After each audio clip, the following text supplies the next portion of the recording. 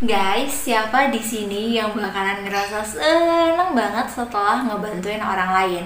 Misalnya nih, kita lagi jalan, tiba-tiba ada orang yang kelihatannya tuh kayak kasihan banget, dia tuh kayak butuh bantuan, dia tuh kayaknya lagi kurang banget, terus kalian dateng, kalian sapa dia, kalian kasih dia sedikit rezeki, dan itu rasanya pasti seneng banget, walaupun sebenarnya kalian mengeluarkan sesuatu untuk orang yang kalian sendiri mungkin gak kenal.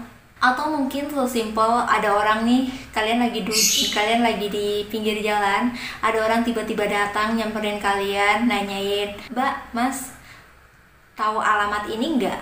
Terus kalian langsung nunjukin, "Oh, Masnya bisa terus aja belok kiri, belok kanan, lurus, lah kayak gitu." Terus dia bilang, "Makasih ya." Terus kalian bakalan ngerasa senang banget karena udah ngebantuin orang lain. Membuat orang lain senang atau membantu orang lain memang merupakan hal yang normal-normal saja kalau misalnya kita ikut merasa senang akan hal tersebut. Namun, jangan sampai kalian bablas dan malah menjadi seorang people pleaser.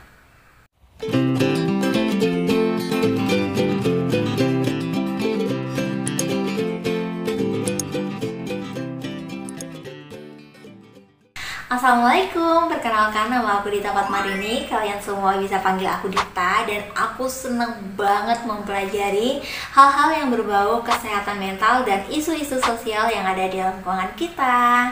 Seperti yang udah aku bahas di awal dan yang tertera pada judul video ini, kali ini aku bakalan ngebahas tentang people pleaser. Kita akan masuk ke bagian pertama, yaitu apa sih sebenarnya people pleaser itu? People pleaser adalah sebuah istilah untuk menggambarkan perilaku seseorang yang sangat amat senang membantu orang lain atau memiliki dorongan yang sangat kuat dari dalam dirinya untuk membantu, untuk menyenangkan orang lain atau membuat orang-orang di sekitarnya itu merasa tertolong. Walaupun tindakan tersebut justru merugikan dirinya, melukai dirinya, atau bahkan menghambat aktivitasnya yang seharusnya dia lakukan terlebih dahulu. Jika dilihat secara sekilas, seorang people pleaser ini memang terlihat sebagai seorang pahlawan yang rela membantu orang lain, mengorbankan pikiran, materi, waktu, tenaganya, dan segala hal dalam hidupnya untuk bisa membantu orang lain, untuk bisa menyenangkan orang lain. Meski demikian, hal tersebut bukanlah hal yang benar, teman-teman. Percayalah. Jika berlangsung dalam waktu yang cukup lama, seorang people pleaser ini akan mengalami kelelahan baik secara fisik maupun mental mereka. Dan tidak jarang juga, perilaku people pleaser ini membuat mereka terhambat untuk bisa berkembang karena mereka selalu mendahulukan kepentingan orang lain jauh dibandingkan kepentingan diri mereka sendiri. Sebenarnya nih ya, jauh di dalam lubuk hati seorang people pleaser, mereka tuh tahu banget kalau mereka harus nolak permintaan orang lain atau mereka tuh harus mendahulukan kepentingan mereka sendiri. Namun sayangnya nih ya, kebiasaan seorang people pleaser, mereka tuh nggak bisa bilang, "Sorry ya, aku nggak bisa dulu." Enggak deh. mereka tuh sulit banget untuk bilang tidak kepada orang lain. Meski demikian, kalian gak usah khawatir, people pleaser ini tidak termasuk dalam kategori gangguan mental, melainkan people pleaser hanya sebuah istilah untuk menggambarkan sebuah perilaku yang dimiliki oleh seseorang. Namun, jangan senang dulu teman-teman. Terlalu berlarut-larut menjadi seorang people pleaser juga tentunya tidak baik untuk diri kalian. Seperti yang aku bilang tadi, hal tersebut bisa menghambat kehidupan kalian. Dan kalian juga penting banget untuk mencintai dan mendahulukan diri kalian sendiri. Dan dampak yang sangat ditakutkan dari kondisi people pleaser ini adalah kalian tetap berpotensi lebih besar mengalami gangguan mental dibandingkan orang-orang yang tidak mengalami people pleaser. Berikutnya kita akan ngebahas mengenai apa sih sebenarnya yang menyebabkan seseorang menjadi people pleaser. Sayangnya, hingga saat ini penyebab utama dari people pleaser ini belum diketahui. Meski demikian, terdapat beberapa faktor yang dipercaya bahwa mungkin saja hal tersebut bisa memicu seseorang menjadi people pleaser. Nah, adapun faktor-faktor yang bisa memicu seseorang menjadi people pleaser adalah Yang pertama, memiliki self-esteem yang rendah. Orang-orang yang memiliki self-esteem rendah ini cenderung lebih mendahulukan kepentingan orang lain dibandingkan kepentingan diri mereka sendiri, terlepas dari kondisi mereka pada saat itu.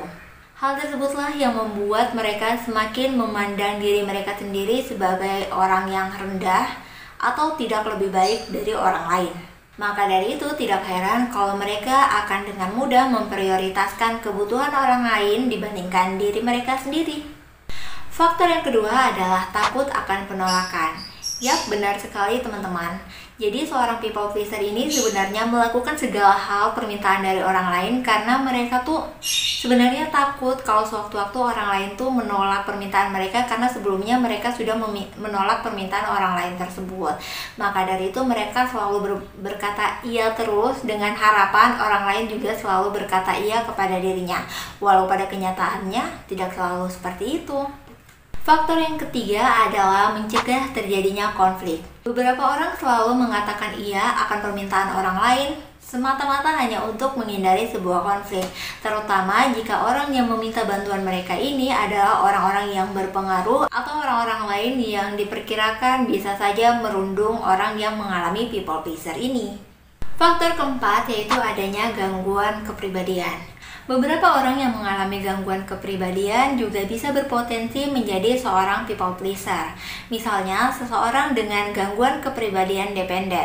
Orang dengan gangguan kepribadian dependen ini sangat amat tergantung dengan orang lain. Mereka selalu membutuhkan kontribusi dari orang lain walaupun untuk menentukan hal-hal kecil dalam hidupnya. Nah, orang dengan gangguan kepribadian dependen ini karena saking butuhnya mereka dengan bantuan orang lain, maka mereka berpikir, oh aku juga harus ngebantuin orang tersebut dong supaya orang tersebut tuh mau ngebantuin aku. Makanya beberapa dari mereka juga mengalami people pleaser ini. Dan faktor berikutnya yaitu pernah mengalami kejadian traumatis.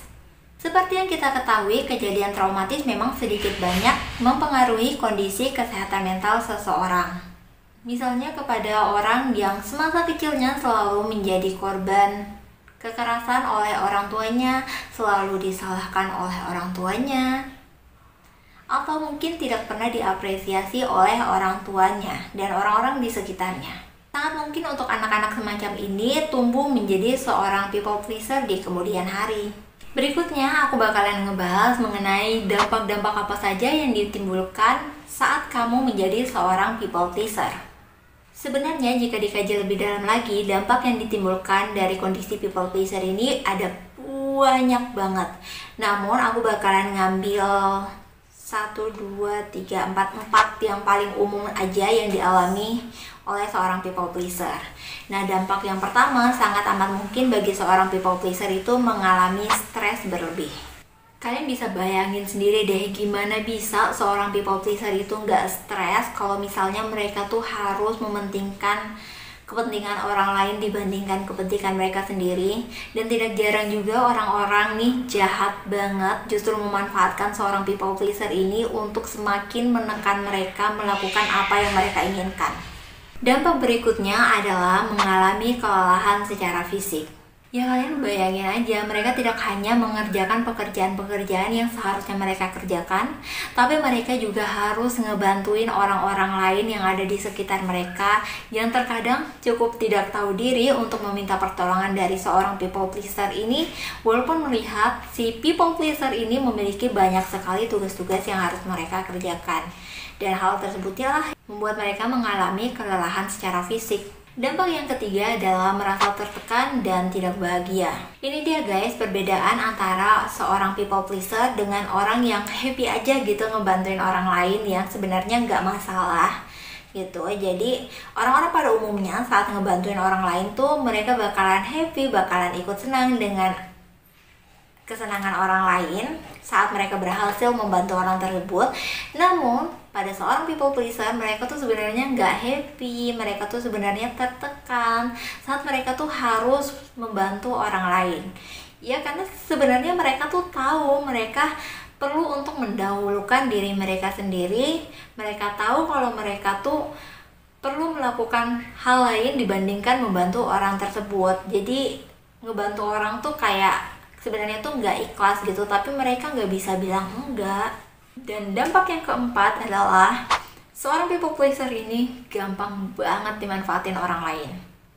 Ya mungkin bagi orang-orang yang cukup baik hatinya bakalan cukup prihatin dan tidak meminta bantuan kepada seorang people pleaser ini karena tahu mereka tuh nggak tega untuk nolak. Tapi untuk beberapa orang yang cukup jahat hatinya, mereka tuh tidak segan-segan memanfaatkan seorang people pleaser ini karena mereka tahu hal tersebut bisa menguntungkan dirinya, terlepas dari seorang people pleaser ini akan tersiksa atau enggak.